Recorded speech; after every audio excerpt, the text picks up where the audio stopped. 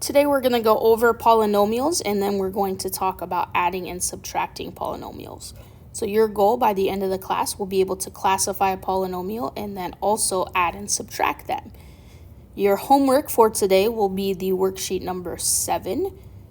So the first thing we're going to talk about is some vocabulary. A monomial is a number, a variable, or a product of numbers and variables with whole number exponents. So it's going to be a single term. So this could be something like 42x. There's only that one term. It could also be something like 17y squared. Okay, that's still only one term even though it has a 17 and a y squared. It could also just be a single number like 49. The degree of a monomial is given by the term with the greatest exponent. So ultimately, you're just looking here for the biggest exponent. So if I have something like 4x to the third, this would mean that my polynomial has a degree of 3 because 3 is my biggest exponent. If I have 7x to the fifth plus 2x, here my biggest exponent is 5, so my degree would be 5. Standard form of a polynomial means that the polynomial is written from greatest degree to least degree, so biggest exponent to smallest exponent. And when it's in standard form, the coefficient of the first term is called the leading coefficient. So if I had something like 4x squared plus 3x minus 12, here we would be in standard form because we go from an exponent of 2, an exponent of 1, and then technically an exponent of 0 in that last number. And then our leading coefficient here would be this 4 because that is the term at, or the coefficient, I'm sorry, at the beginning. So that would be our leading coefficient. So now we're going to go ahead and talk about how to classify by degree. So remember that a degree is the biggest exponent in the problem. And so if we have a degree of 0, this would mean that it is a constant. And we never see degrees of 0 because a constant means any number without a variable. So there's only a number here. So this could be something like 5. It could be something like 0. It could be something like negative 3,124. Okay, as long as there is no variable here, then this would be considered a constant.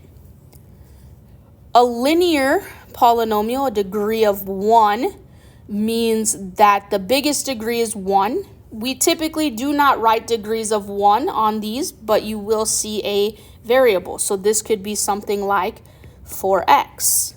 It could be something like 5y. It could be something like 9m plus 2. Okay, all of those technically on the variable have an exponent of 1, but we typically do not write them. A quadratic is when you have a degree of 2, so the biggest exponent is a square, so it could be something like negative 4x squared. It could be something like 2m squared plus 3m minus 7. It could be something like 5y squared plus 3. Cubic is when we have the biggest exponent is a 3, so like x to the third plus 8. Could be negative 5x to the third minus 5. It could be 3x to the third, as long as the biggest exponent is a 3. After 3, we don't have any fancy names. We just say whatever the biggest exponent is and call that the degree. So if I had something like 5x to the fifth plus 3x squared minus 1, I would call this a 5th degree because my biggest exponent is the 5.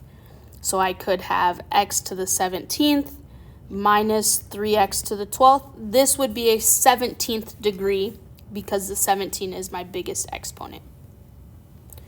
So we're going to go ahead and rewrite each polynomial in standard form.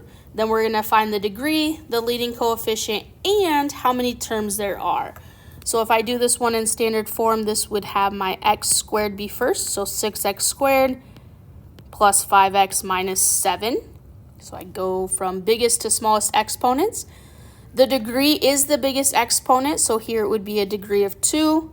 The leading coefficient, once in standard form, should be the number at the beginning. So this would be a 6. And the number of terms here would be 3. I have a 6x squared as a term, a positive 5x as a term, and a negative 7. So there are 3 terms. So go ahead, try number 2.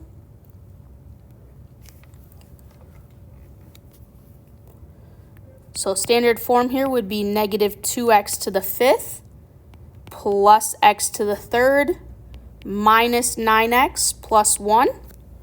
The degree here is the biggest exponent, which would be a 5th degree.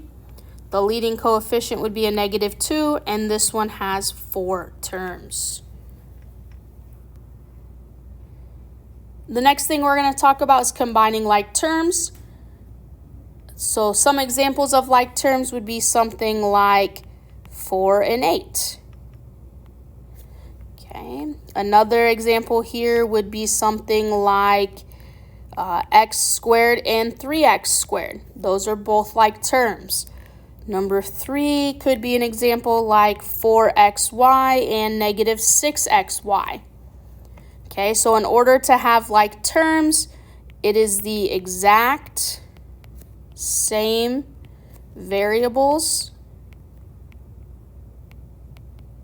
and exponents. So x squareds go with x squareds, y to the thirds go with y squared. So some things that are not like terms would be something like x and 3. Okay, or m and n. Another one that's commonly mistaked would be like an x squared and an x. Those are not like terms because they don't have the same exponent. So when we are adding polynomials, we're going to go ahead and just put together our like terms. So ones that have the same exact variables and exponents.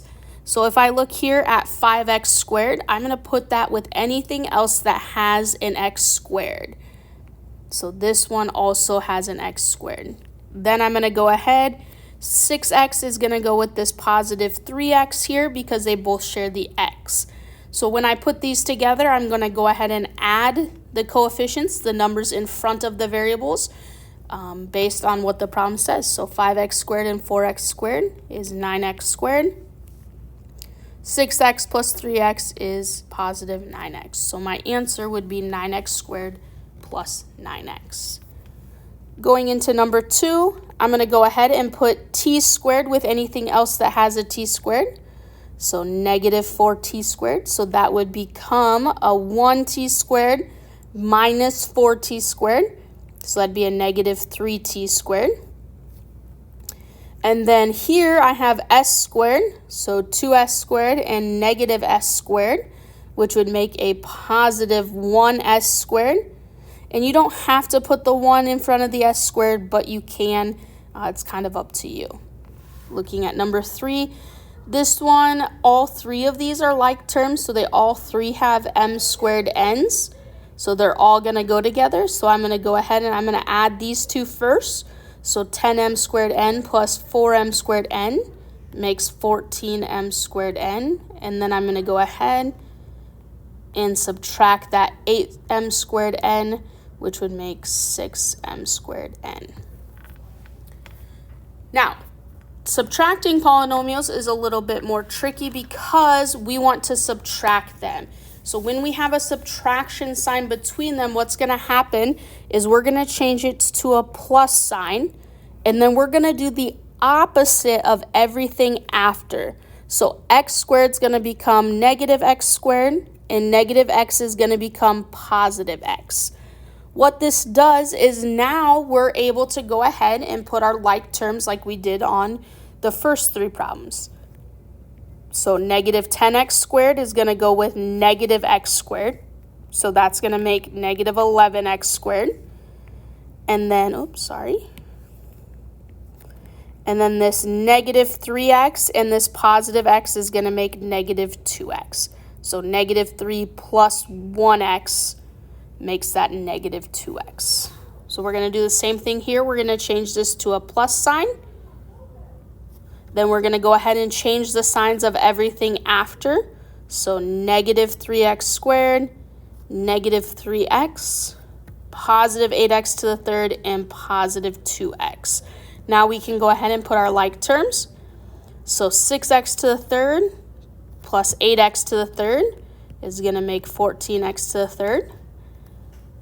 Negative 4x squared and negative 3x squared is going to make negative 7x squared.